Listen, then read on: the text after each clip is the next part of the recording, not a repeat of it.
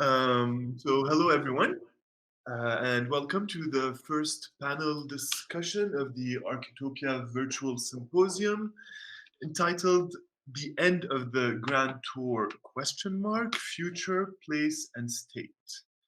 So first of all, I'd like to thank the Arquetopia team and Francisco Guevara and Nayeli Hernandez for organizing this wonderful series of events and for hosting us virtually here. And thank you to all the panelists who agreed to participate in this discussion. It's really very exciting to have you here, and I'm excited to hear your presentations. The symposium in general, so the series that Arquetopia organized, as I understand it, hinges around the idea of the persistence of the Grand Tour. So I'm quoting a bit from the presentation that's available online, but the Grand Tour is basically a fairly vague construction that evolved throughout the centuries, but that shaped and continues to shape in many ways our ideas about destination and the way we practice traveling for education, personal development, and culture, and the creation and production of culture. This is the tradition or one of the traditions that artists and writer residencies all over the world have reclaimed. So this specific panel is entitled Mobility and the Legacy of the Grand Tour, Tourism, Residencies, and Other Fantasies. So before parsing very, very briefly the themes, the words actually of this panel, I'd like to quickly introduce each of our panelists.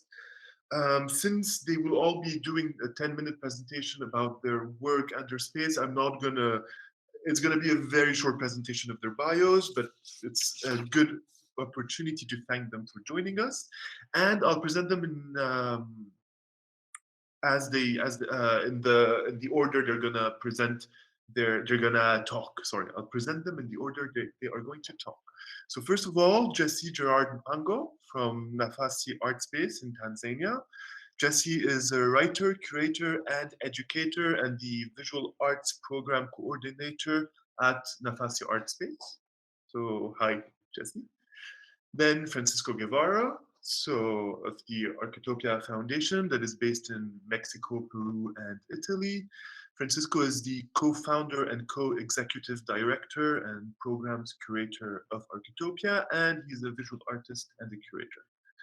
Then Emily Jacir from the Dar Yusuf Nasri Jacir for Art and Research in Bethlehem, Palestine.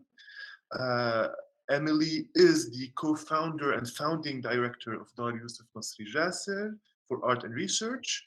She's also an artist and an educator. And finally, Ankica MITROVSKA from Brashnar Creative Project in Macedonia. Ankica is an artist and the founder of Brashnar Creative Project Artist in Residence in Macedonia, artist program. If I said anything that's wrong about your bios, of course, feel free to correct me at any point.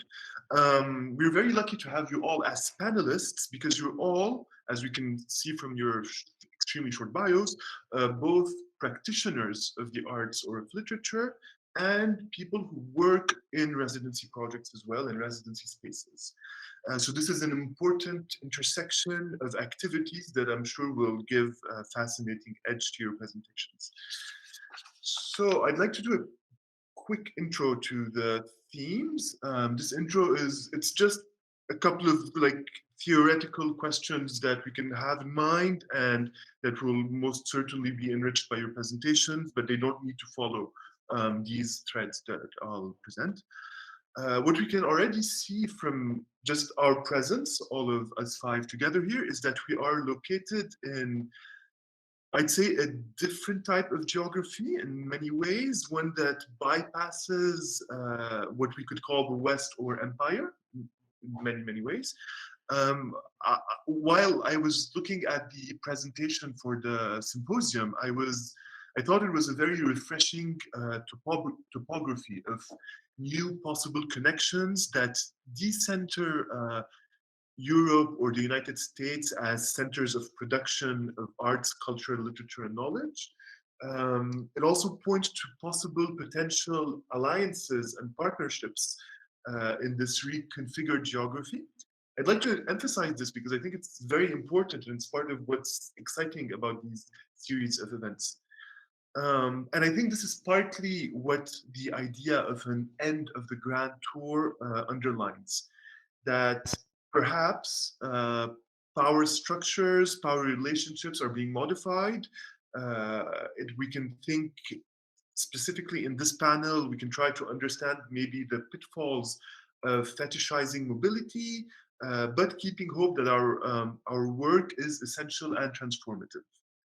So again, the name of our panel today is Mobility and the Legacy of the Grand Tour, Tourism, Residencies, and Other Fantasies. So as the title of the panel suggests, we are operating within a framework that links two questions.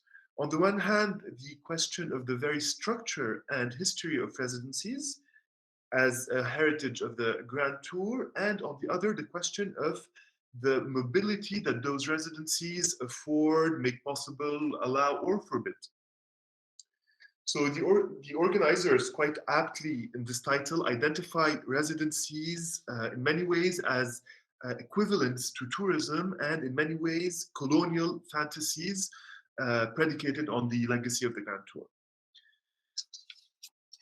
That being said, all of us are people who work within residency projects. All of us are people who in some ways participate within this regime of mobility. So it also means that we believe that they can create and transform the world around us. So despite this heritage, we believe in these residencies. So the symposium in general, I'll be very short, I'm nearly done, but the symposium in general raises the problem with residencies and the network of art, literature, and culture, of which again, we are all active participants. So rather than just elaborate a critique, what happens in these panels is that it's really based on action and lived experience. As I said, that's why we're very lucky to have panelists who both, I think, give us glimpses of their ways of doing or their ways of thinking, their ways of making, which perhaps help negotiate and counter this very complicated history and present of residency spaces. And this panel in particular, as I understand it, I think aims to delineate the shape of what it is possible to do by inheriting and repurposing heavily colonial structures, such as residencies. And this in specific frameworks of countries, states, lands, whatever we want to call them, that are often post-colonial, sometimes still colonial, complicated places where mobility and especially cultural mobility, well, not especially mobility, but in our case also cultural mobility, is not necessarily a given. I think we're all part of these challenging geographies, and I'm sure we can both find similarities in our struggles, but also differences, and I think that creating that is always an exciting endeavor. And the question of mobility is central. Many of us here, I think, know full well, even before the ongoing COVID-19 pandemic, what mobility entails in terms of financial possibilities, administrative possibilities, and which bodies are allowed to circulate, where and when, and which bodies aren't allowed to circulate.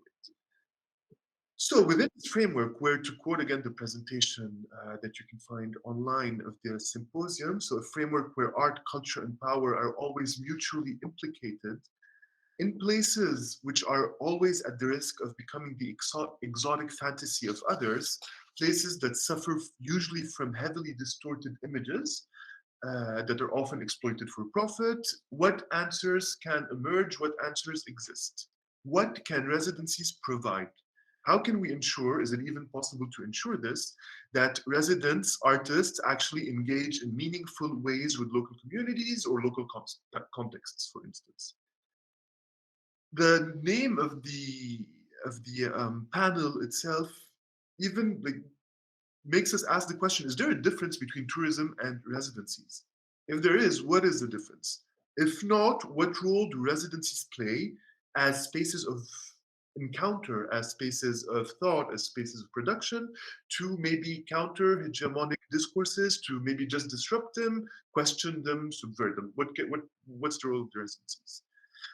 Just to finish, in his introduction to the symposium, that's also available online, Francisco insists on the difference between space and place, based on Michel de Certeau's analysis and the way he distinguishes place as the mapped, ordered representation from space, which is the illegible protean use of time and location. Basically, space lives and place is dead. And I was quite intrigued with that. And I think like one of the main questions that you don't need to answer directly, but I think your presentations will help us think about that. So what we'll be able to answer maybe is, how does an ambitious residency project, and all of you have ambitious, often impressive programs, so how does such a project make sure to always go from place to space constantly? How does one implement a program that is not ensnared within fantasies and fetishes, colonial or otherwise? What alternative models of cultural cooperation can we imagine together by learning about your spaces and about your work? And what's important, the last thing rather I'd like to underline again, is that this is not at all a theoretical question, nor one that necessarily requires big words and long speeches or whatever. I mean, you're all, again, both practitioners, thinkers, administrators. You're like juggling all these, I think, roles at the same time, and educators as well. And I'm sure that by listening to your experiences, we can already uncover ways of answering these fantasies, these strategies, and maybe we can find ways to challenge the images projected on the places where you are all located, and beyond, to think of alternative models for cultural cooperation. So all of these are merely threads that I'm throwing out. Just feel free to use them or not use them, disregard them, criticize them. Everything's possible. So we're going to start with the presentations. I'd really appreciate it if we could respect the 10-minute time limit. It'll also make it much easier, I think, for a virtual audience to stay engaged, and it will make it more accessible. So I will have the very annoying role of I will be the guy who 2 minutes before the end of your presentation tells you you have 2 minutes left. So I will do that. And also, let's all, for the first part of presentations, so let's all keep our phones or thingies on mute, except for the person who's presenting. And when we'll have the conversation, we'll all talk together. So we're going to start with Jacir from Nafasi Art Space, who's going to do the first presentation. So thanks, Jacir. Okay, no, thank you. Thank you so much for that. It was a very interesting opening, and thank you for inviting us into this talk. So to begin, as I mentioned earlier, my role at Nafasi Art Space is as visual arts manager, and like Nafasi Art Space is a multidisciplinary contemporary art center. So so as manager, I manage all the programming on the visual art side. So exhibitions, workshops, and of course residencies, which are a big part of what we do. I think if to give you a little bit, if I could just show you a tiny bit to give you a feel of like of our approach to the things that we do. This video is specifically for one of our programs, the Academy program, which opened this year, and it was about, again, approaching the creation, like art production, as both a form of knowledge and both a way of creating agency within this context, which has been like affected in many various ways by the centering of foreign narratives and by cultural and economic suppression or domination. So I don't know if you can see this.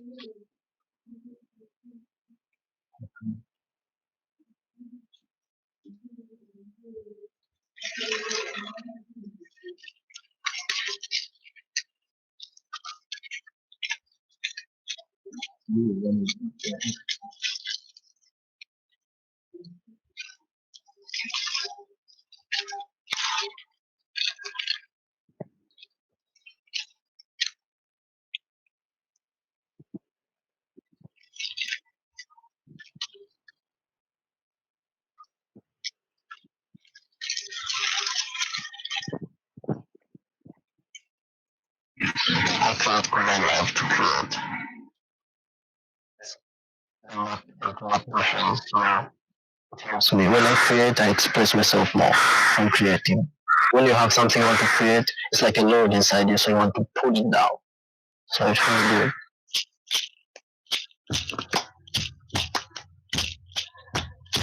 The Nafasi Academy is an exchange.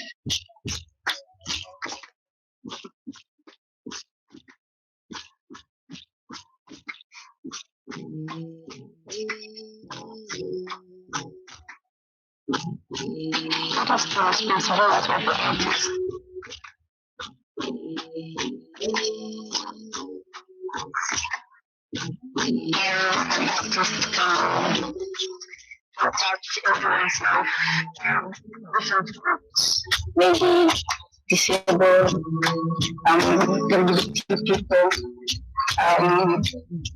people living in poverty.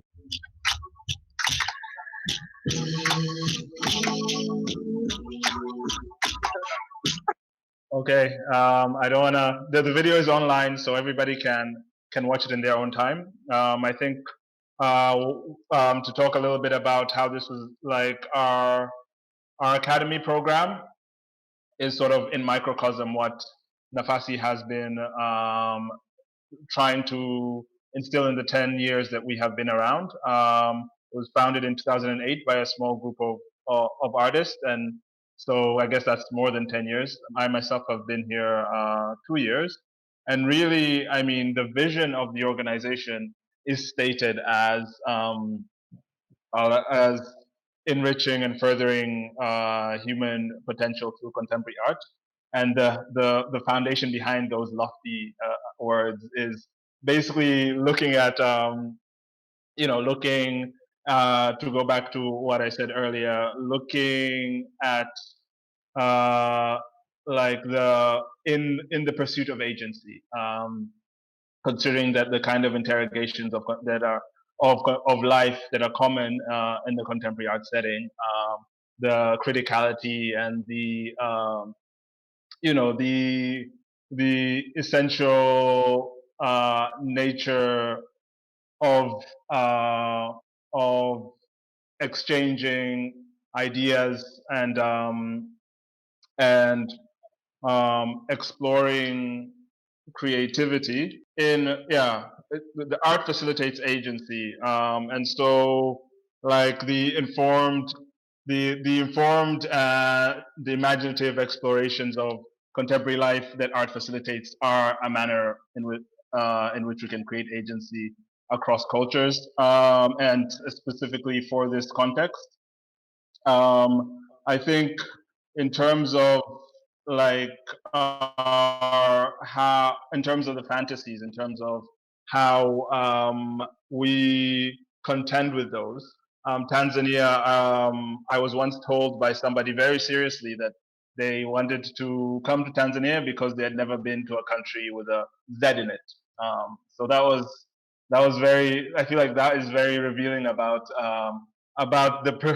the persistence or the pervasiveness of certain fantasies, particularly with Tanzania, which is a big tourist hotspot. We've got we've got Mount Kilimanjaro and Serengeti and like wildlife, and all these African animals. And it's also very interesting to me that people are Africans whereas animals are African. but like there is definitely we have in terms of being implicit, and in terms of these two dynamics of power and industry and tourism and the sort of the manner in which the Grand Tour treats mobility or exerts fantasies. We've been on the end of it, even economically, in the sense that a big part of the money that Tanzania makes is from tourism, and a big way that people self-identify now is through these mountains and things that do not have anything to do with the daily life of the average Tanzanian person. So when I speak about, and I speak about interrogations and explorations of contemporary life, I do mean like deliberately moving away from those narratives. And we do that in for our residency program. We sort of have definitively moved away from addressing centers of power.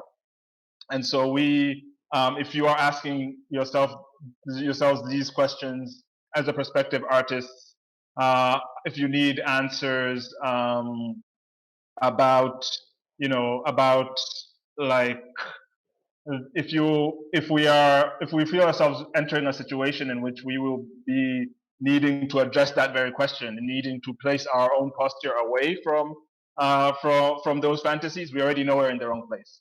And so like our residency program is very focused within creating connections in the continent and within filling absences, very real absences that have come about historically and in terms of society, by the fact that we have been driven by narratives that are by dominant narratives, and so most of our most of our residency programs, most of our artists in residence are from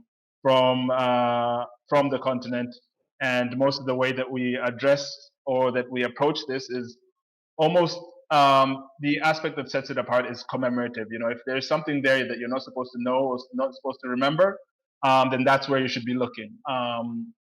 If it's not necessarily a Western African thing, there are narratives that do dress themselves as indigenous narratives that are actually that do create conversations that are not interesting, that do instrumentalize art in ways that would not be something that we would encourage in any way. So I think looking in those places where you're not supposed to look and recognizing that instinct when you're encountering something that has been erased or suppressed, and sort of following into that and answering questions and exploring that aspect.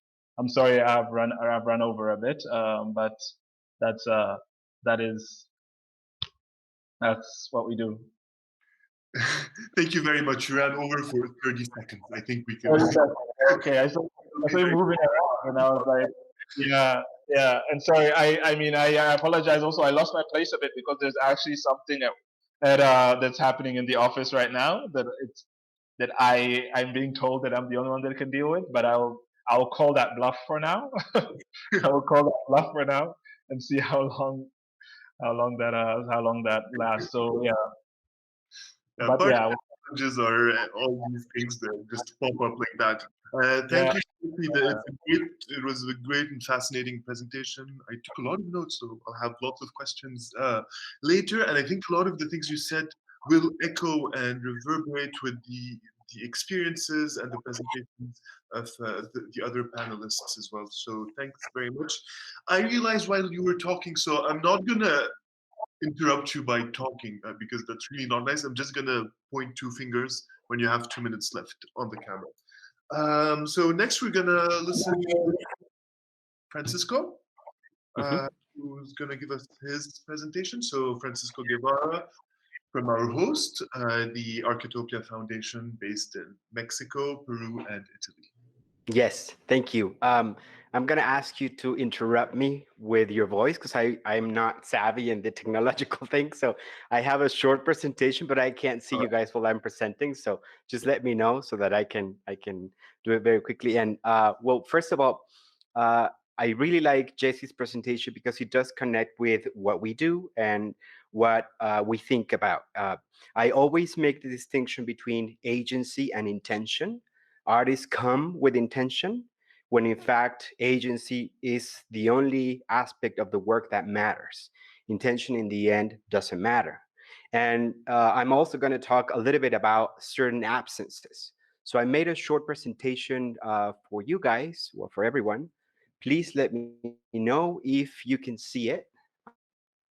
Okay, perfect. So I always begin with this image when we start residencies. And not only because I think about the grand tour or the colonial heritage that Mexico has, or even other regions, including Peru and also Italy, but it's how we introduce the problem of class when we think about art and artists coming to residencies. And of course, this is a very famous image by Jean Leon Jarome, and it's the snake charmer. And there's a wonderful essay by Linda Nochlin that it's titled The Imaginary Orient. And I always use this essay to introduce the question of place. So how do we invent place? And I extracted these 3 points. First of all, we are haunted by certain absences in the painting, and I usually replace painting by art almost always. And these absences are so conspicuous that once we become aware of them, they begin to function as a presence. In fact, a sign of certain kind of conceptual deprivation. One absence is the absence of history. Time stands still, world without change, a world of timeless, temporal customs and rituals, untouched by the historical processes. Another absence is the telltale presence of Westerners. Its very existence depends on the presence that is always an absence, the Western colonial or tourist presence. So this is how we invent places. Part of the strategy to make the viewers forget that there was any bringing into being at all.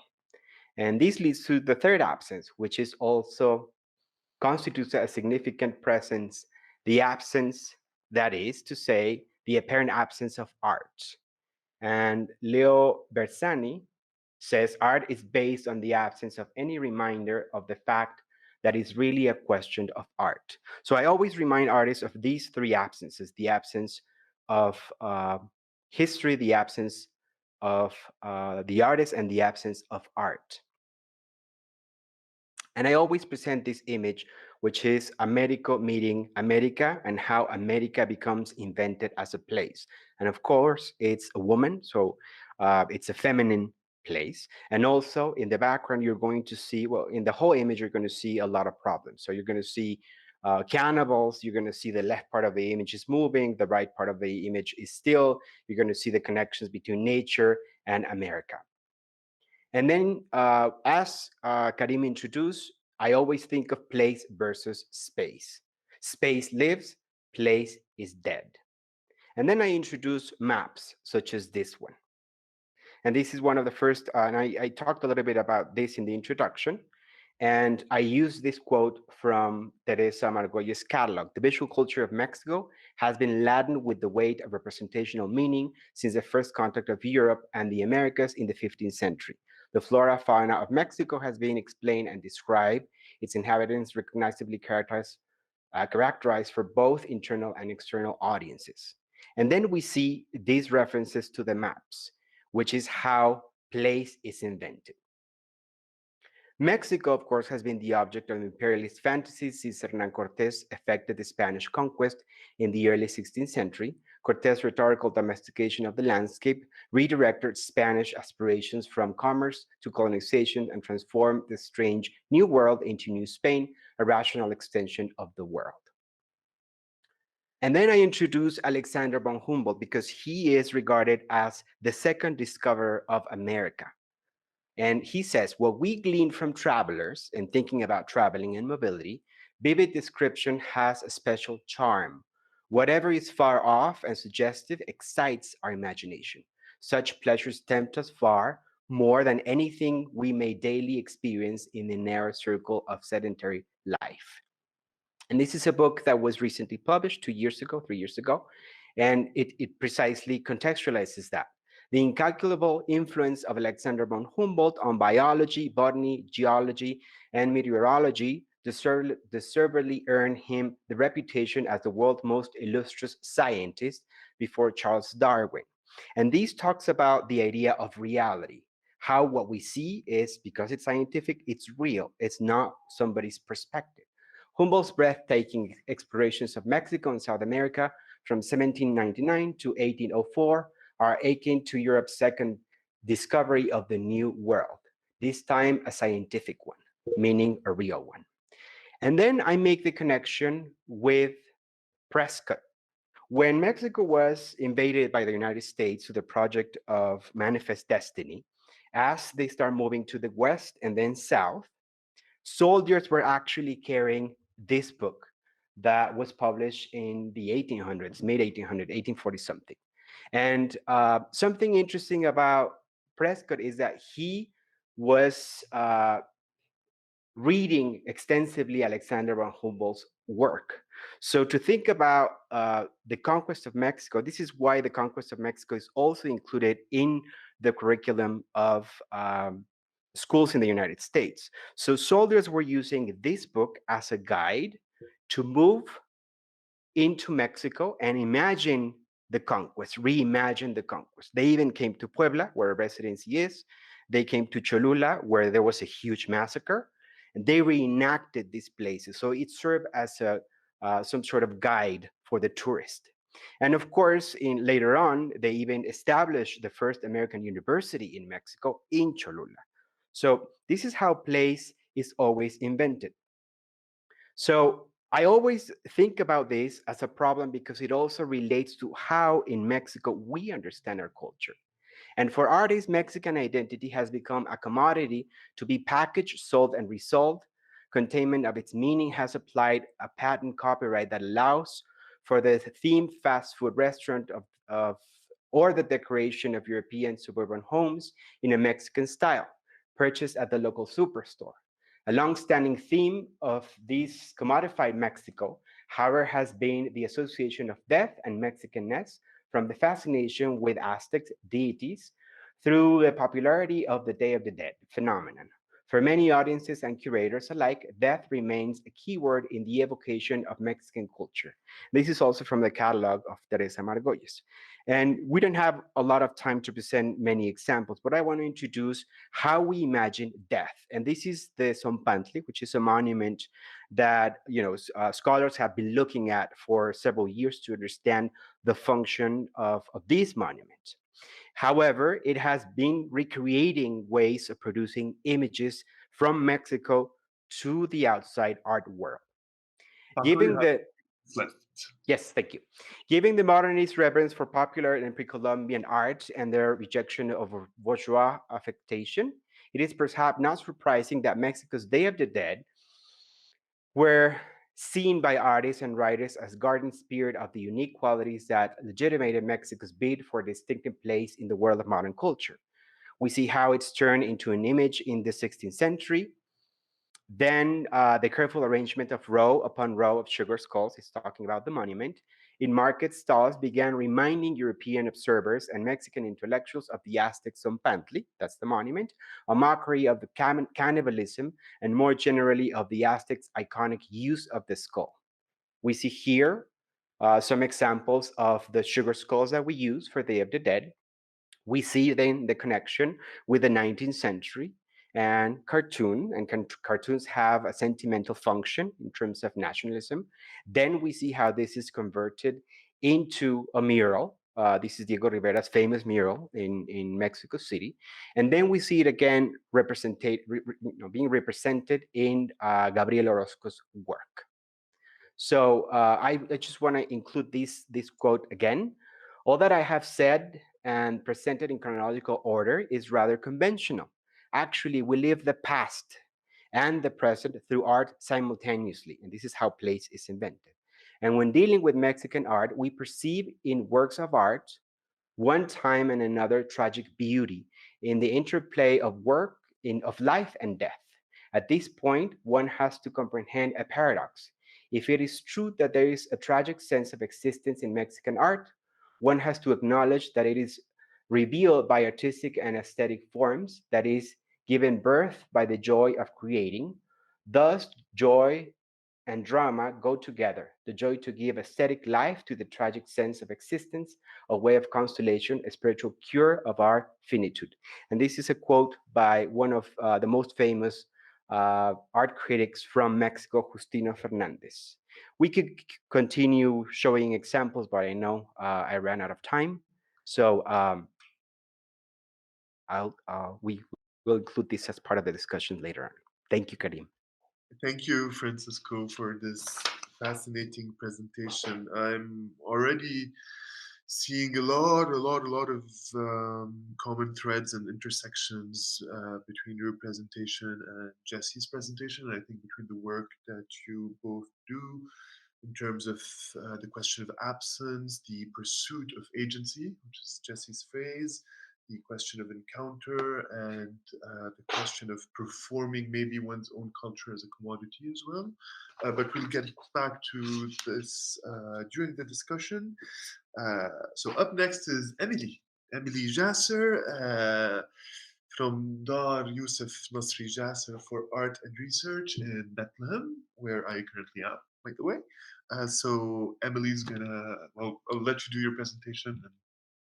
So my name is Emily Jacir, and before I begin, I would also like to thank Nayeli and Francisco for organizing all of this online, particularly because after Corona started, we did this 2-3 month now intensive online programming. And let me just say, online programming is much harder than organizing events in real life. It's horrific. It is so draining, and then you don't even get the joy of being with people. It's just flat. So all my sympathies to both of you. You've done a fantastic job. This is amazing what you did in such a short time. So as Karim said, I'm the founding director of Dar Yusuf Nasri Jacir for Art and Research, which is an independent artist-run space in Bethlehem. And we started in 2014, and the space is in my family home, which was built by my great-great-grandfather in the late 1880s, Mukhtar Yusuf Jacir. And the house is a place where both the history and the contemporary conditions of Bethlehem meet, which then produce and enables us to produce new artworks and visions towards the future. So the project is multifaceted, but we're mainly devoted to educational, cultural, and agricultural activities.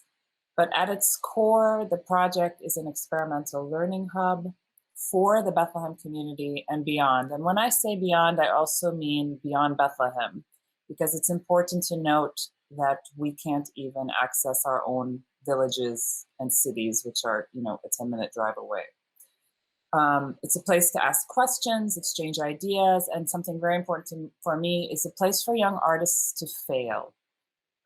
This idea of failure is very important to me, particularly given the neoliberal conditions that were kind of imposed on Palestine post-2003 with a lot of institutions in which, coming in with European money, in which they were wanting young artists to always have these deliverables. So we're kind of anti-deliverable in a sense. I should also say that it's small and it's intimate and it's a home, and that's very important for me. And a lot of it has to do with hospitality. Hospitality is something that we are also often robbed of because we have no control over our own borders and who we can host in our own homes. I think I'm gonna start this video so you can just get a sense and a feel of the place while I continue speaking. So let me just see if I got this. So for the purposes of this discussion, Is it okay if I talk over the sound? Or is it better to turn the sound down? Yeah, maybe turn the sound a bit down and it's fine. Better? Okay. I do think it is important to situate where we are, both temporally and spatially. We are not in a post-colonial situation, which I know everyone on this panel knows, but it's so often just taken for granted that Palestine is part of this post-colonial discourse. We are still colonized, and very actively so.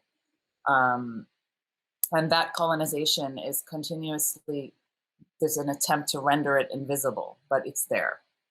So the House sits at the intersection of historic movements, networks, and exchange. I should mention here also that we are the most tear-gassed place in the world and are meters away from the apartheid wall, which has been placed in the middle of our neighborhood, in the middle of Bethlehem, and cutting us off from each other and our neighbors. Bethlehem today is surrounded by 21 settlements, and they have encircled us and have confiscated all our agricultural land. And as we speak, each day, centimeter by centimeter, land is taken away. Our street is regularly witness to Israeli incursions, sometimes every day for weeks. The road that the house lies on is the historic Jerusalem-Hebron Road, which for centuries was the main thoroughfare, a historic thoroughfare, which until that wall was built had never been cut like that before. And just down the road, also on the other side of the wall, is Rachel's tomb, which is an austere shrine to the biblical matriarch that was revered by local Muslim, Christian, and Jewish women who were united in their belief that the shrine could grant fertility. So one of the programs that we have, which I'll speak about, is the residency program. And as I said before, it's an intimate opportunity for visiting international and local artists and scholars to live and work at the house. Our residents both see and witness what is happening here, but they also contribute to the local community through education. And then when they leave Bethlehem, they become agents who have witnessed our story and can talk about that in other parts of the world. As we are mainly working across themes of solidarity and care, our residents are mainly coming from communities in which this kind of brutal trauma, partition, occupation, resistance, dispossession that we are living in is familiar. I could just cite an example. Duncan Campbell, when he came, really needed no explanation to what the situation was on our street, having dealt with the situation in Northern Ireland. He can see, I mean, the signifiers are exactly the same. And again, as I mentioned earlier, because we are not allowed to move freely within our own country, let alone our own villages and cities, it's also our mission to keep the fabric of our cultural community active and connected within Palestine and outside Palestine. Another major mission is also reactivating the links between Bethlehem and her community in Latin America, with a special focus on the 500,000 Bethlehemites living in Santiago, Chile. And in this, I would also say, because I'm an artist and it's very important that it's an artist-run space, because the way we organize things is quite differently. In my own practice as an artist, for the last 20 years, I'm thinking now of actually David Lloyd. He talks a lot about the ideological segmentation of spaces that colonialism always enacts in the material world. For example, Ireland and Palestine are taken to be discrete disciplinary objects, one belonging to the United Kingdom or Europe and the other to the Middle East. But my work has been for over a decade committed to reworking the spaces that constitute Europe, the so-called Middle East, and to counter the systematic segmentation of spaces and populations that is fundamental to colonial rule and historicist procedure. So in my own personal work, I have been extremely active in claiming Mediterranean space as Palestinian space, and also claiming Italy as part of the Arab world. So, and I think that this also extends into the project. Let me just stop sharing. It extends into the project and how I curate and invite artists to the space. You have 2 minutes. So, in addition to our, what? Sorry, you just have 2 minutes left. Go ahead. I got it. I guess I have 2 minutes. Okay. So, in addition to the residency program, we have a research center devoted to Ottoman archives. Oh my God, I have so much left to say. How come I didn't plan this better? Okay. Okay, our Ottoman Archives Research Center, I'm gonna try and cut this short now. And just to say, because we were talking about movement, that the peak period of globalization in Bethlehem was at the turn of the 19th and 20th centuries. When 19th, 20th century, when Ottoman era merchants were moving from month to month in and around Latin America, East Asia, Bethlehem, as well as other parts of the Ottoman Empire.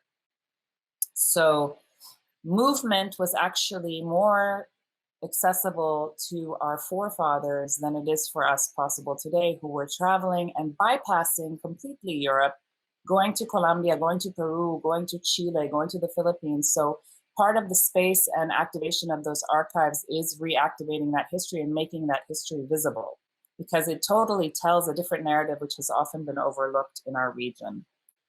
And I guess I'm just going to cut this short, but I wanted to mention, and I'll try to sum it up without reading it.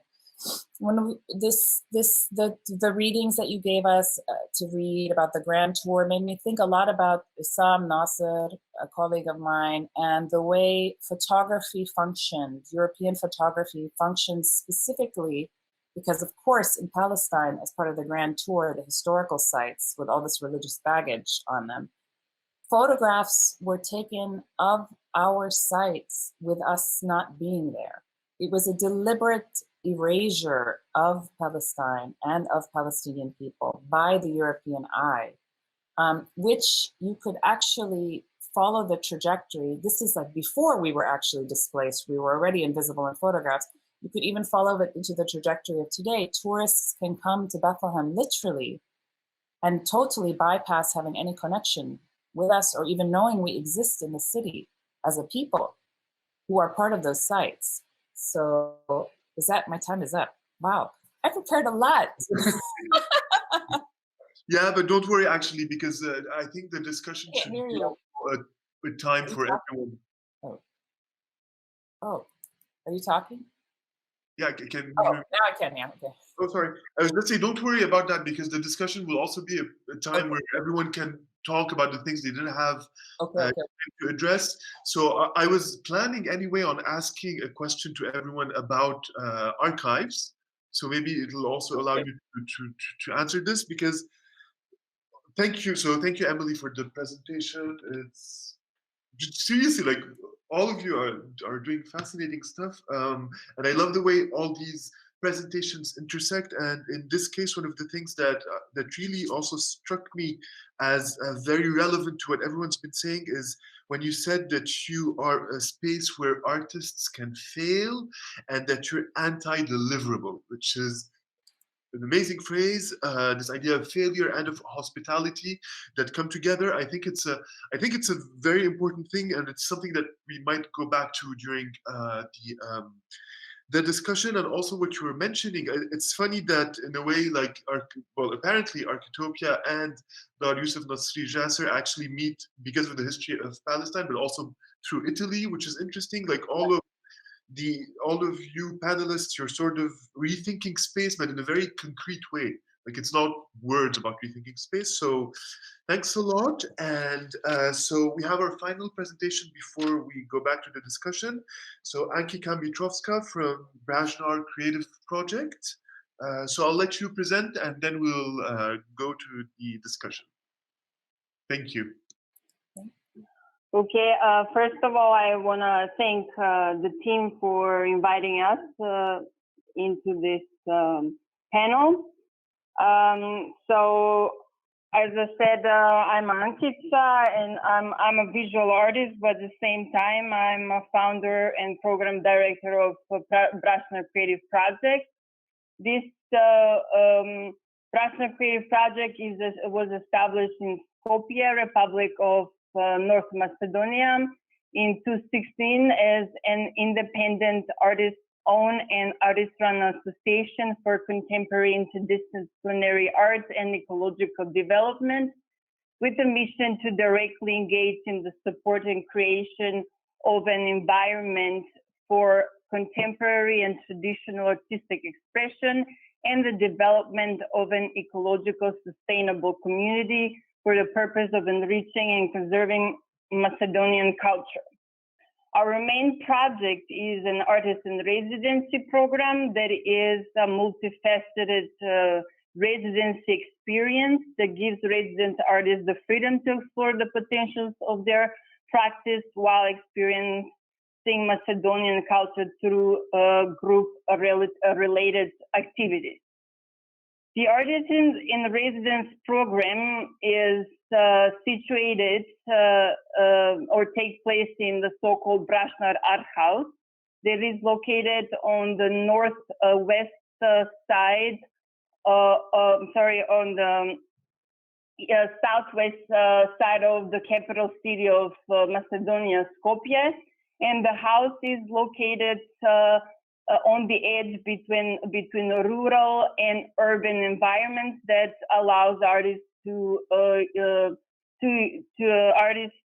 access the possibilities of engaging with the surrounding community. Macedonia is a small country located in the center of the Balkan Peninsula with the population roughly 2 million people, with most of the people living in the capital city, but it's a blend of Eastern Orthodox, Slavic, Romani, and Islamic culture, with each playing an integral part within the city, country, and the region as a whole. The Balkan region has a very rich and turbulent history, carrying the legacies of the Byzantine Empire on one hand and the Turkish Islamic culture of the Ottoman Empire on the other hand. These remnants of the Ottoman Empire become a continuing influence on the modern Macedonian culture through politics, societal and familial influences, food, and religion. I myself was born in the period when Macedonia, the historical period when Macedonia was part of Yugoslavia. This period of time was characterized as a time of unity, solidarity, openness, peaceful coexistence, and multiculturalism, even though the Balkans at that time may have been poorly presented in the media. Usually the words of dictatorship and oppression were used to describe Yugoslavia's political system and its people. But community is the word that my family uses to describe this period of time. Neighbors were close, people treated each other with respect, and people cared for the well-being of each other.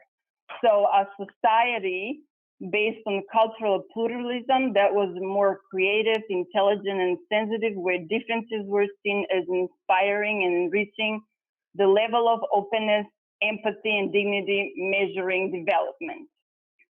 So the positive Western vision of the Balkans is usually linked to the idea of the youth of humanity, full of energy, good health, nourished by the romantic yearning for a life full of meaning, poverty, and poetry and adventure, which avoids obeying the rules of an excessively ordered and civilized world. For some, the term Balkan is filled with negative connotation of insecurity, violence, lack of legal transparency, corruption, and barbarism. The word Balkan usually evokes images of the dark yet exotic fault line where the European West meets and melts with the Islamic East, where ethnic diversity is one of the region's most characteristic social and political features. The creation of the Balkan discourse is closely linked to the existence of the term Orientalism. So the general discourse of the Orient as a semi-mystical place. So in this context, the Balkan region has the same mystique, and it could be seen as the European Orient. Drawing from the memory of a common multicultural upbringing, community, and sustainable lifestyle, Brashnar Creative Project emerges a multicultural space that brings people, international guest artists, as well as the locals together through cultural activities, cultural exchange, and ecological awareness. The Brashnar Artist in Residence program is mainly built around culture, from group activities that encourage the understanding of historical events that have helped shape the current political and societal structures in Macedonia, to more familial and communal activities such as gardening and food preservation to promote and encourage a more sustainable style of living. These different activities aim to help resident artists understand the different cultures or any cultural barriers or misunderstandings.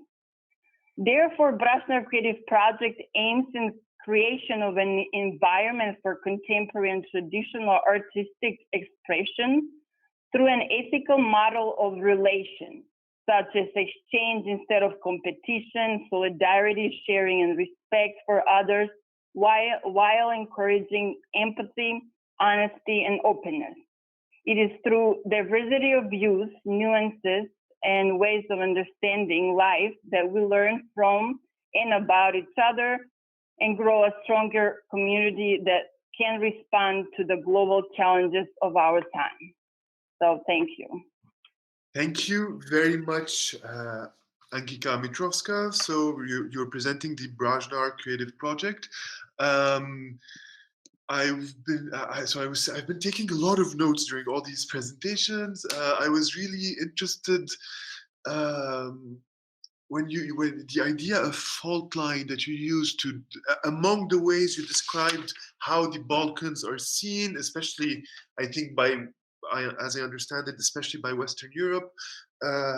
So you said this dark yet exotic fault line where the European West meets the Islamic East, and the Balkans as this sort of, they're seen as a sort of European Orient. And at the same time, you mentioned that the space itself, and this also resonates with something Emily was saying earlier about Bethlehem and its villages. So the space is on the edge of rural and urban spaces, and it's a space where the residents have the freedom to explore their practices, which is a phrase I really, really thought was extremely interesting. And so I'm just gonna try to, wow, I have so many notes, but I'm gonna try to give a very short resume of what everything you've said, and then we can start discussing. I'm gonna throw in a question first that you can all answer, but also again, this can be very flexible. If there's something you absolutely wanted to mention that you did not have time to mention, now is the time to do it. So we're gonna have approximately 40 minutes max for this. So it's actually not a lot of time. So I might interrupt you people at several points. Please forgive me in advance. So one of there's a lot of major themes that have come up in all four of your presentations, both in terms of ideology, of images, of history, and the circulation of histories and images, but also in terms of production, of the way your projects or yourselves situate yourselves within the contemporary patterns of neoliberalism and the global challenges that we're all facing. I want to say there are, I think, 6 or 7 very common themes that kept coming back in every presentation. The first one that struck me is the idea of absence, which you've all addressed in different ways, whether, so Jesse, towards the end of his presentation, said basically something about absence. Where you're not supposed to look, that's where you're supposed to, or what you're not supposed to know, that's where you're supposed to go and look. Francisco talked about the absence of history, of artist, and of the art. Emily, among other things, talked about the absence towards the end of the presentation as well.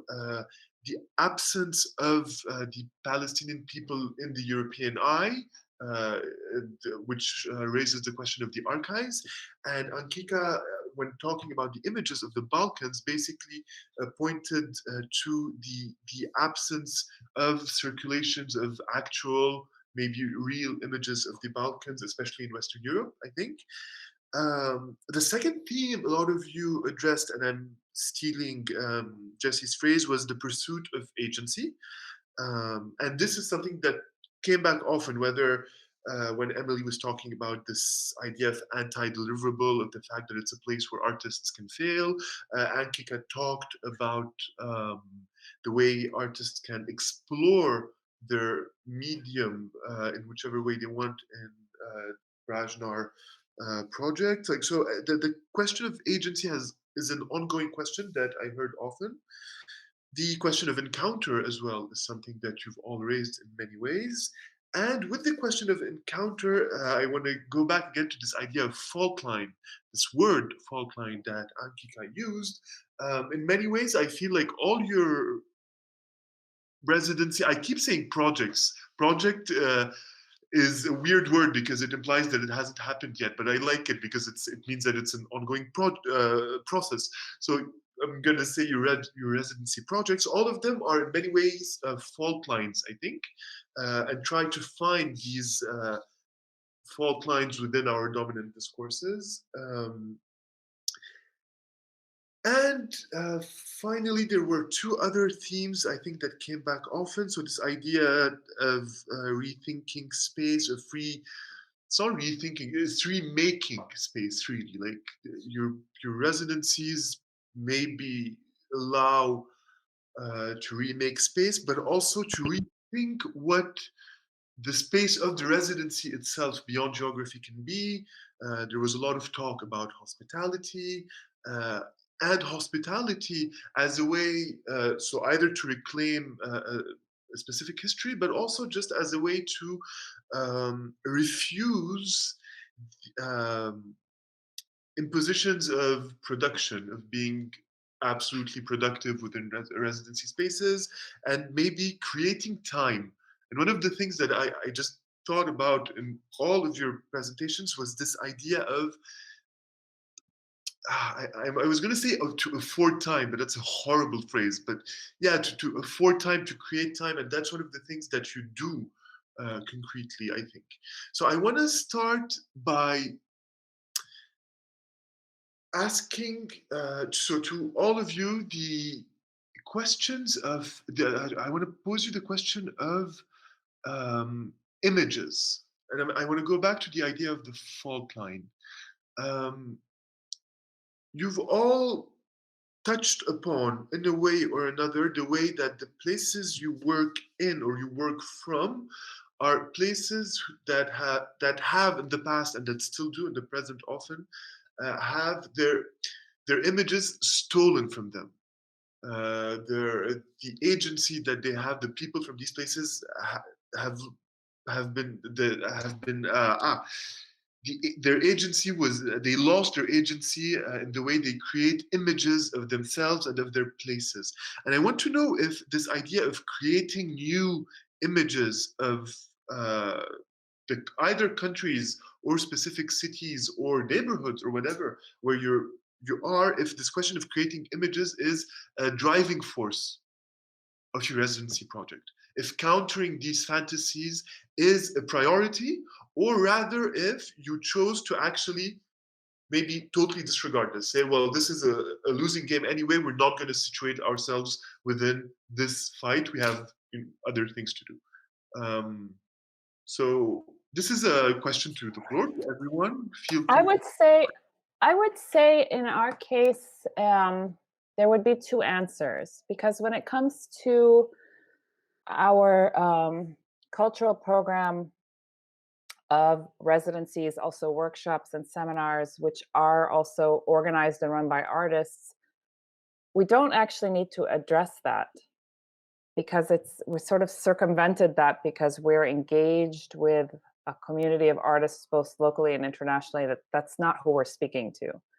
On the flip side, though, when you were speaking about the images in the fault line, I was also thinking about our archive, which then would be precisely speaking to that, because that archive and the documents and the images in that archive links Bethlehem to a Mediterranean history, to history in Barranquilla, in Santiago, in Beirut, which I think is super important to make visible. So it's multifaceted, the answer as well.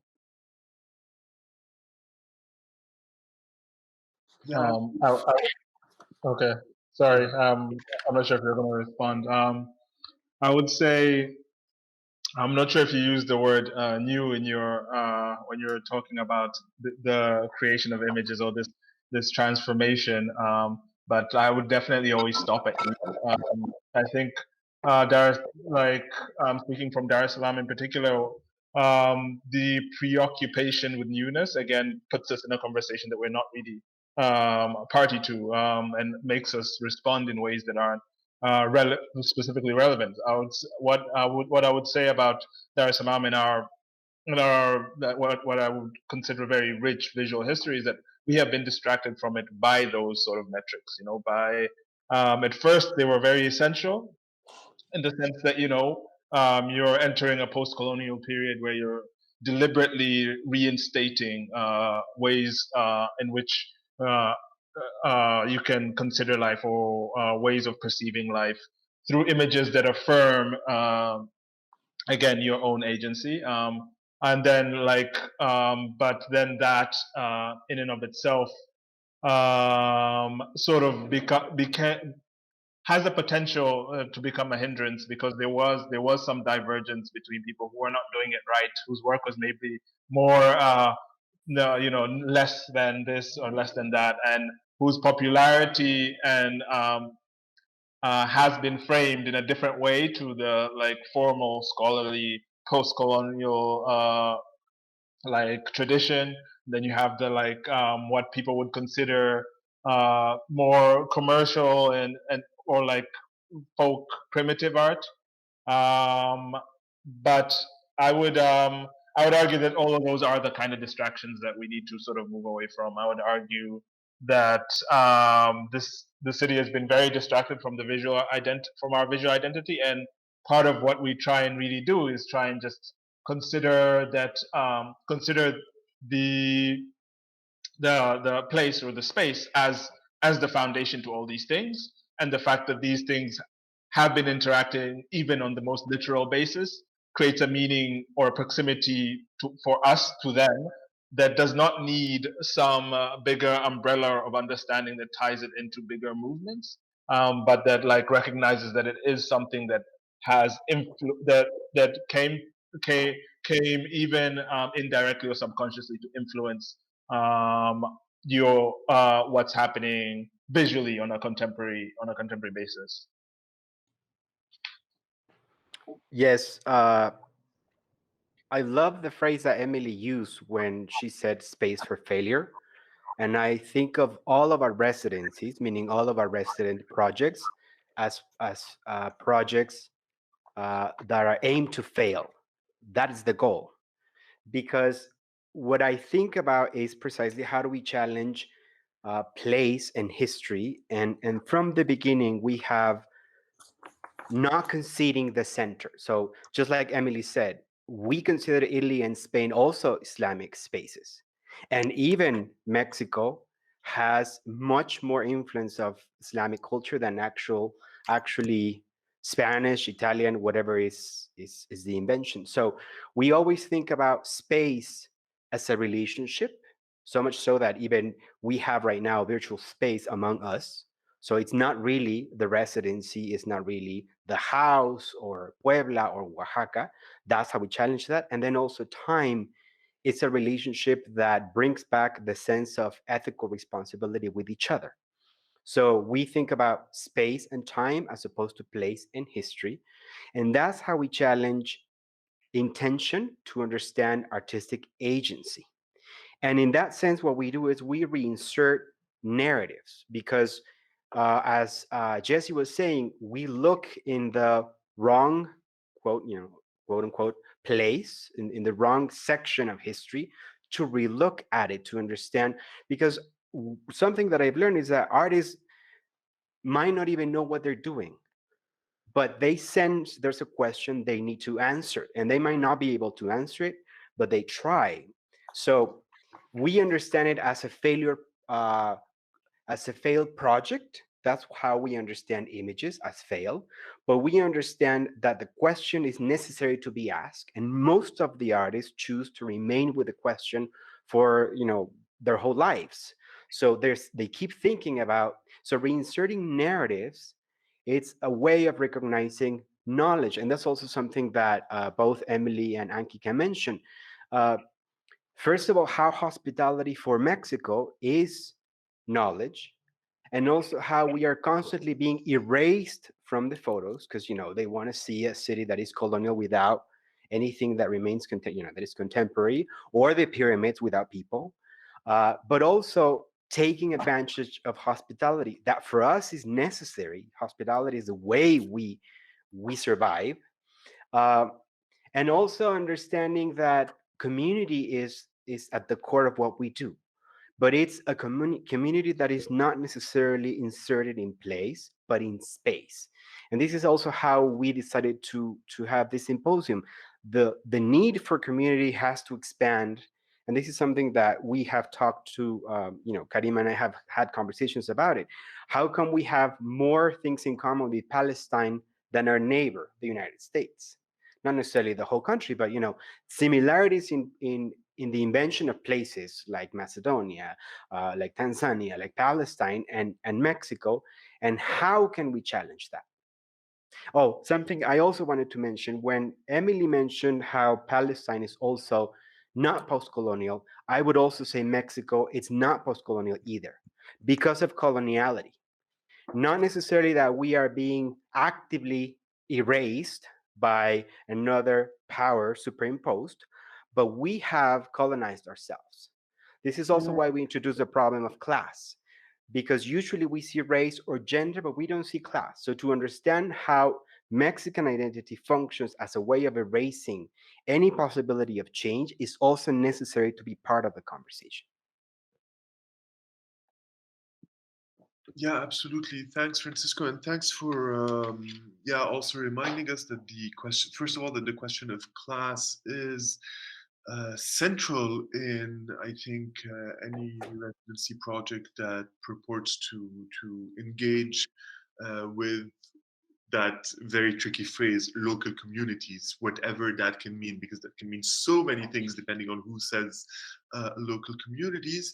And yes, also, as Emily said, and you reminded it, I think generally the term post-colonial can be pretty tricky depending on how it's used. I don't know, Ankica, did you have something to say right now, or can we go on to the next question?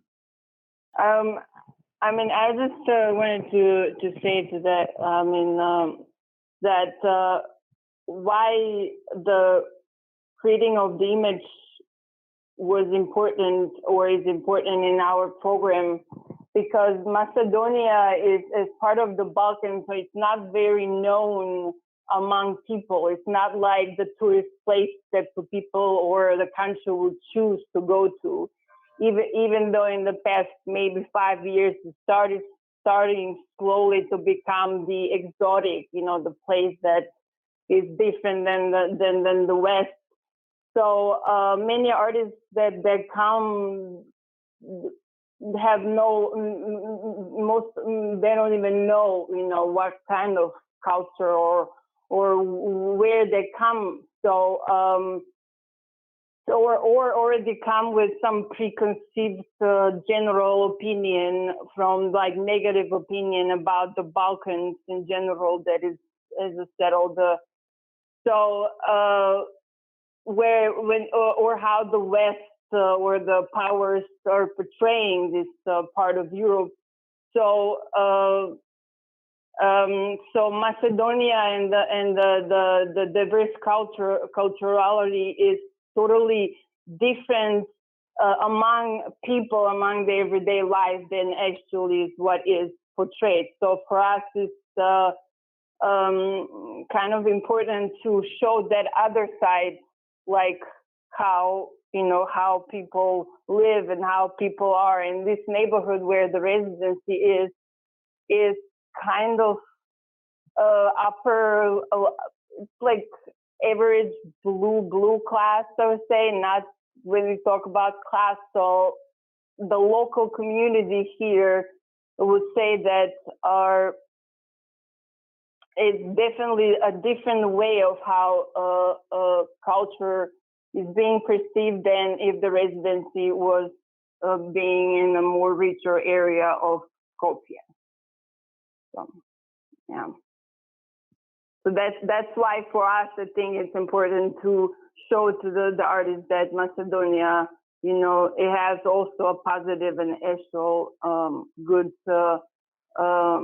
side of it, from which they can, learn a lot, and maybe take some home that they can apply to their life and understanding of the country. Thank you, and thank you for that last part that you said. So I had a question about erasure, but I'm going to keep it for after.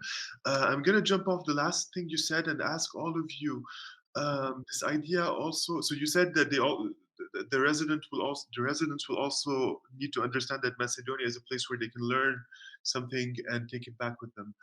From talking from my experience as a person who's experienced and administrated a bit of residencies, I don't have a huge experience, but I've done it. There's a thing that you can often see, especially from artists, Western artists in general, but not only, but more often, where they feel that they are bringing something to the community or the place they're going to, and that they are going to teach the people they're going to be in contact with. But the opposite is possible as well, and I think that all of you, I assume, in the workshops, maybe you do, in the thinking that you encourage. Do you encourage or try to show your resident? Have you been confronted to that problem, and have you found ways to also show the residents that they can learn from the local communities, and they're not just here to teach or to bring some sort of knowledge to them, but the opposite is also very true. Is that something that you've thought about and worked with? It's something that I think about very deeply, actually. And in fact, before the residents come, it's not presented that they're teaching.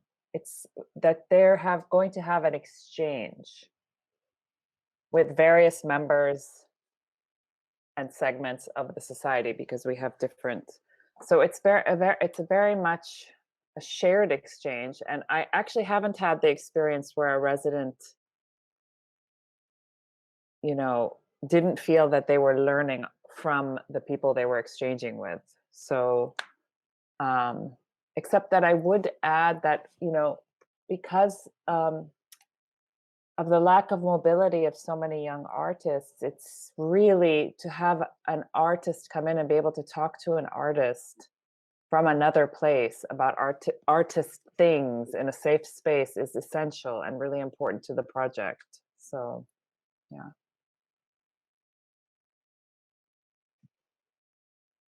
I would say that this question for us goes into facilitation, because what we found out is that that's such an important aspect of the residency program is the facilitation. And so that allows us to really differentiate our continental residency from one that's from Europe, where usually the conversation from a European one does begin in terms of just like discourse very, very, very early on, because you can really tell if the artist is going to be on the same level, and then the introductions also happen to the artist much earlier on.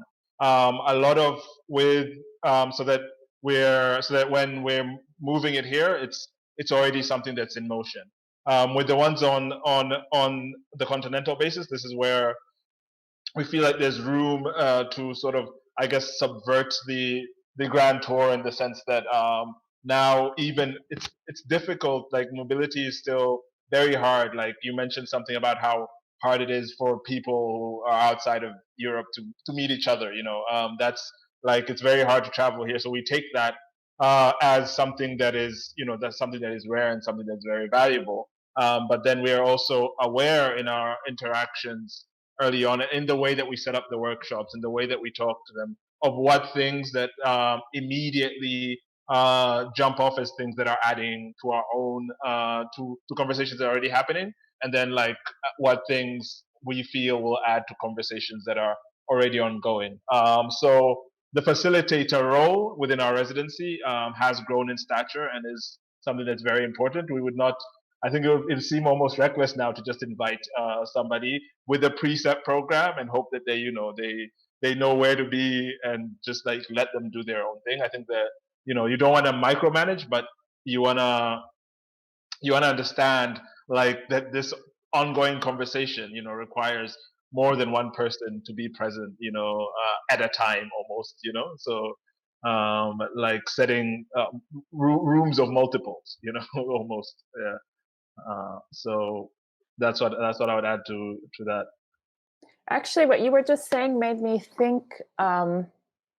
It's interesting because, one of the problems that I have encountered, especially in Bethlehem, is that we are so inundated with activists, political activists doing solidarity work, that it's almost that people local, us, we go into this kind of like automatic mode where it's not an exchange. It's like, look what they're doing. And then this happened. And then that happened. Like, who can tell the most tragic story?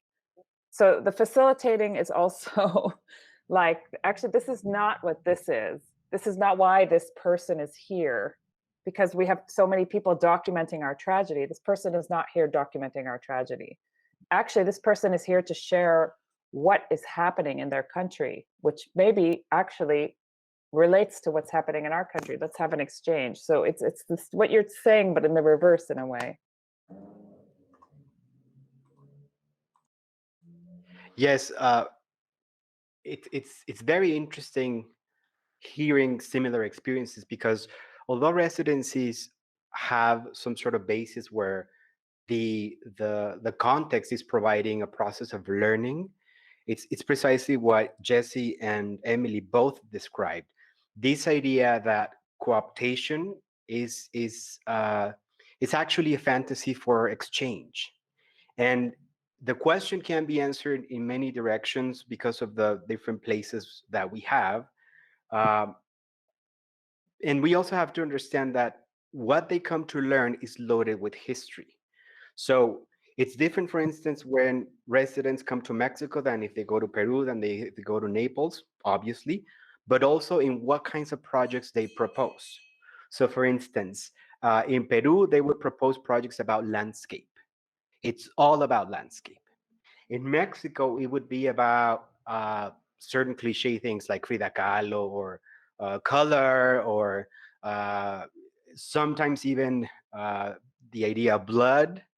And this is also why we decided to open the residency in Italy, because it has been the fantasy, just like Palestine is a fantasy, the last jewel of the imperial crown. The southern part of Italy used to be that, and they don't even recognize that. It's a complicated issue. But one of the things that I always think about is the notion of authenticity. This idea that they're seeking the authentic, and I want to read a quote that Kirsten Buick wrote in her book, Child of the Fire, Mary Edmond Lewis, and the Problem of Art History's Black and Indian Subject. And she says, because those seeking authenticity have already defined their own state as inauthentic, they easily locate authenticity in the figure of another. This other can be coded in terms of time, nostalgia or archaism, place, the small town, or culture, the idea of Indianness. So it really depends on what are they seeking. Sometimes they're seeking, the place that they're going, they're seeking different things. But this is a question, and this is why we reinsert many voices, from local voices, but also to scholarly voices. Also, the only requirement of a residency is to read. They don't need to produce, they don't need to sleep, they don't need to eat. They can do whatever they please as long as they read, as long as they engage in the conversations. That's the only requirement. So that we also free them up, because one of the things that we have also learned is to not make assumptions about them as well. Just because they come from a specific place doesn't mean, and this is something that we've learned, we need to recognize our allies despite how they look like. We are usually being judged by our body, but it's not necessarily, it's actually not who we are.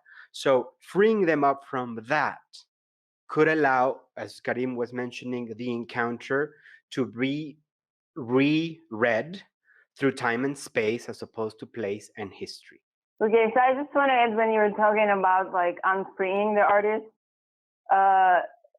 from I just want to add that the unfreeing should be also from the point in the career they are in their art. So over here with us, it's when the artists come, it's come just like a human. So it doesn't matter if it's famous or if it's like successful or not as successful. So everybody here is just kind of treated as people. So that's why we find it important to just approach the being here as just like, let's see, let's get to know each other, or as humans, like who you are when you're not into this mode of being an artist, and like what can come out of that. Yeah. Thank you. That's actually, yeah, thank you all for your interesting answers. I'm just thinking about the idea of failure that came back often, the idea that both Emily and Francisco talked about. Jesse talked about the preoccupation with newness as something that, I mean, maybe I'm not phrasing it correctly, but basically that should be actively avoided in order to be able to think of and create within different regimes of images and cultures. And now you mentioned, Ankica, the idea of career, fame, and success as not being criteria. And I feel that all of your residency programs disregard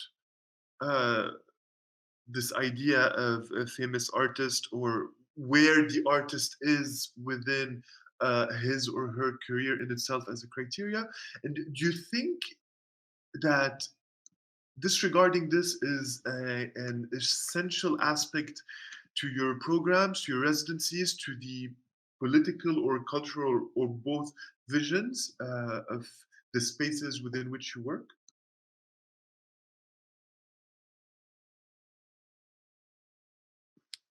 I think that, should I go first? Okay. We think of art as a political act always. And even without knowing and this is why intention doesn't matter, only artistic agency is what remains and what can actively engage with any kind of discourse. Um, then we also, like Ankica said, assume that the artist is here to learn, regardless of their background, their history, their age, their stage in their careers. Um, and we also see it as a possibility for dialogue, as an ongoing conversation. So we shift the idea of a project to make it a question, not finding the answer to the question. It is something that the artist is obsessed with. So, and we also cater the curriculum, the activities, the whole residency to the needs of the question. Some of the needs are already set when they make the proposal, but also as we have the conversation, sometimes it's about gender, because gender is intrinsic to nationalism. So exploring the idea of nationalism might not have been even thought of as part of the process. Sometimes it's about um, history and a specific moment in history through the idea of visual culture that connects to taste and class, or it's an ongoing possibility that is always allowing the residency to happen without anybody's control. We're interested in that possibility because that way is how space is actualized and not as a place where it's already dead.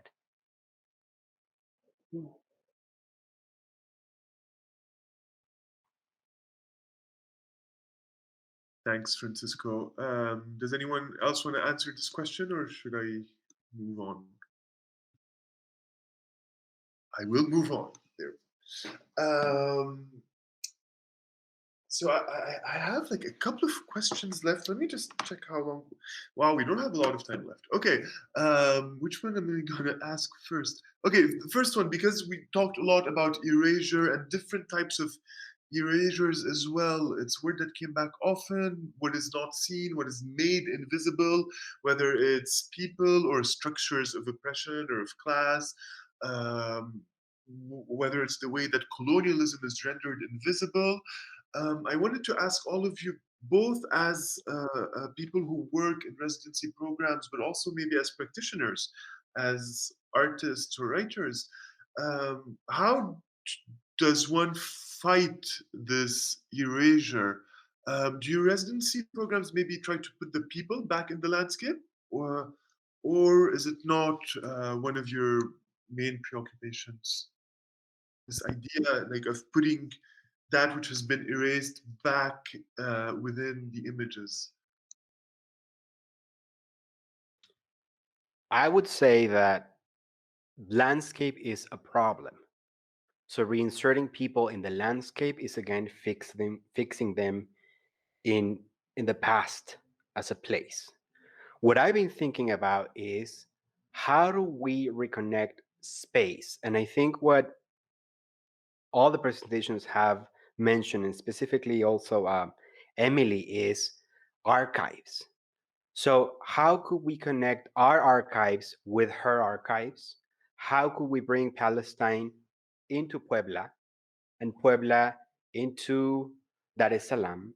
And how do we, to me, that's the key for that, because an archive is also a series of silences. I choose this and not this, and it's not necessarily specific to my intention. My intention organizes what I do, but because we need to consider that my intention could be biased, I think archives have to be alive more than being archives. So connecting histories and narratives that have been erased in spaces such as Mexico or Palestine, Tanzania and Macedonia, to me, that will be the key. How will we challenge geography more than rethinking how to we insert ourselves in landscape? How is this new, for a lack of a better word, topography will happen as opposed to making it take place? How can it happen in time so that we can rethink these problems and work with the questions together? Yeah, I love everything that Francisco just said.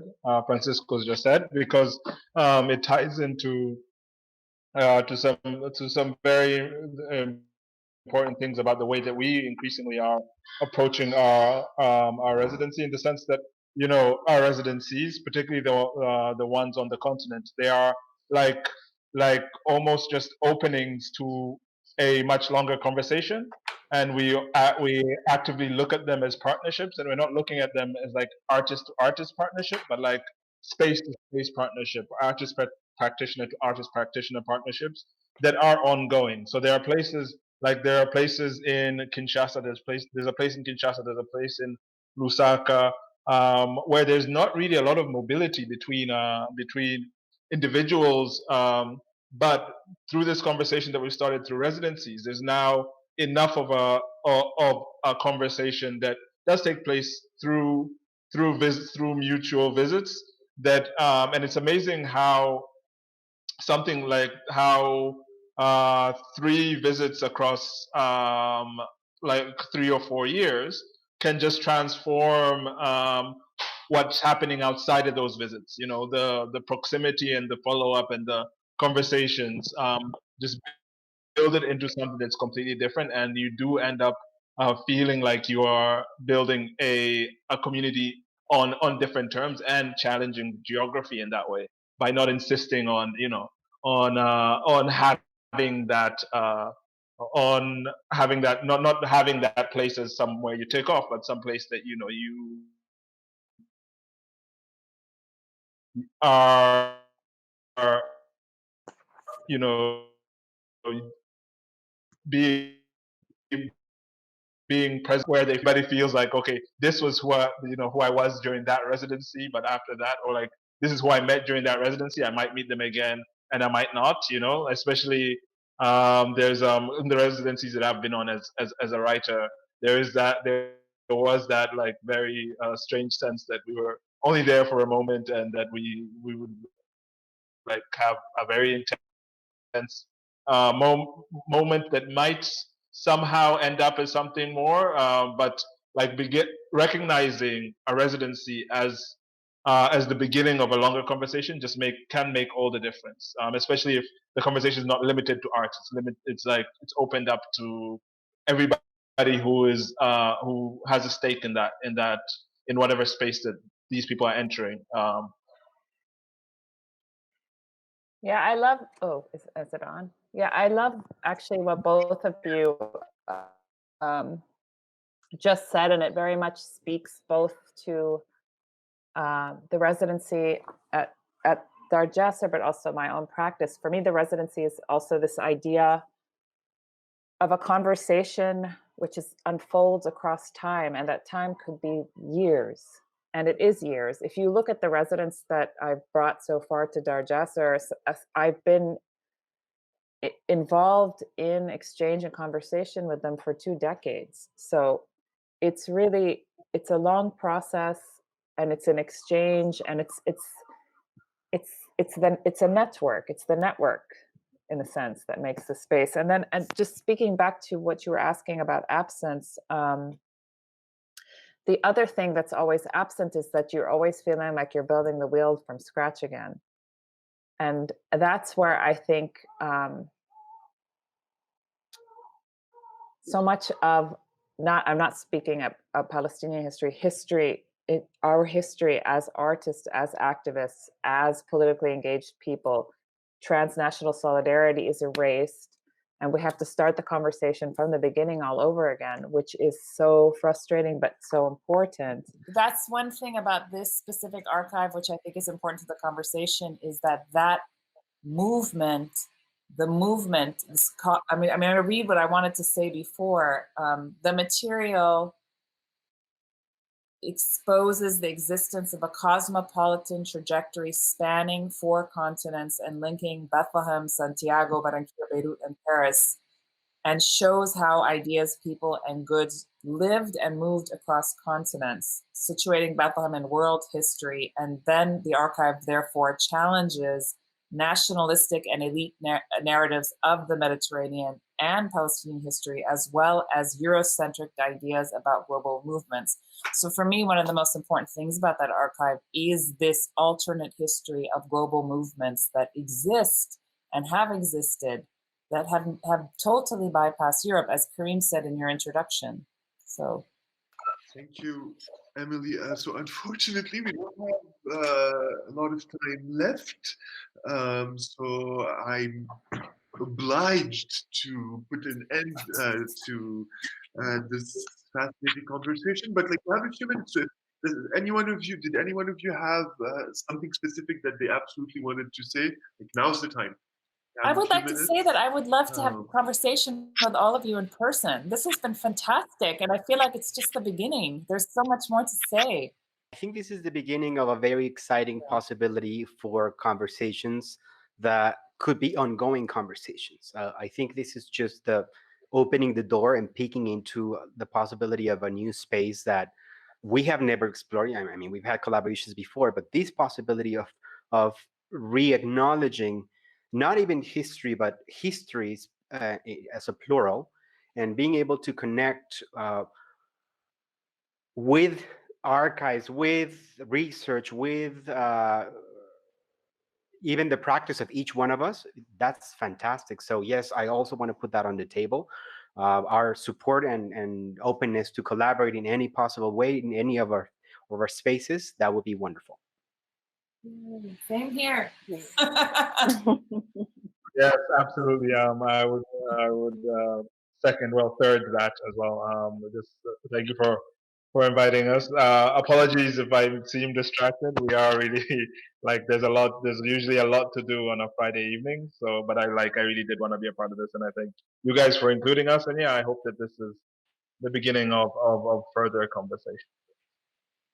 By the end of the symposium, we're also having a session that explores with the idea of a large umbrella, the possibility of alternative economies. How does it look like to survive together as residencies by exchanging without necessarily money, but actually resources? So that's also something that we'll put together, sharing emails, everything, so that we are actually connected. I just wanted to add to so I hope there's corona or situation, global situation that we're all in, and this isolation of 3 months over here as well, with rigorous police curfews and whatnot. Hopefully we'll end and we'll come out of it as a better people and with more ideas. And I hope next year we get to meet again somewhere on some kind of person-in-person conference or symposium. So that's all. So it was nice talking and meeting all of you. Yeah, listening to all of you is been very exciting. I mean, it's a pretty, let's face it, it's a pretty dark time in the world, but this has been an amazing breath of fresh air. And I mean, just personally, I'm a person who hates Zooms and Google Hangouts and all of that. I don't know how to do this, but despite that, it has been really amazing listening to all of you. There's still lots to address. You talk about spirituality, about intimacy, about challenging geographies, challenging elite narratives of movement and mobility, about ways to expand time, about creating longer processes of thought and creation.